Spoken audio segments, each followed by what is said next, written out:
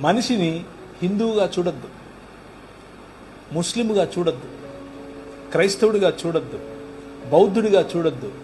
మనిషిని మనిషిగా చూడొద్దు. కష్టమా? చాలా కష్టం. అమ్మో, చాలా ఈజీగా, చాలా కష్టం. మతం తట్టుకోలేదు, బట్టలు చింపేసుకుంటుంది.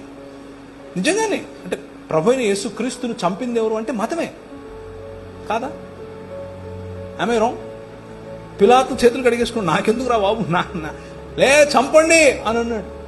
మతం నిజమైన మనిషిని చూస్తే బట్టలు చింపేసుకుంటుంది. ప్రధాన యాజకుడు అన్నాడు, యూదుల రాజుకు క్రీస్తు. ఏమి నువ్వు అన్నావు? అవును, నువ్వు అన్నట్టే. మనుష్య కుమారుడు ఆకాశ మేఘారుడై దిగివచ్చుట మీరు చూస్తారు అని అంటే ఇంతకంటే ఎక్కువ సాక్ష్యం కావాలని బట్టలు చింపుకున్నాడు. మతము తట్టుకోలేదు మనిషిని. Try to live a real human life.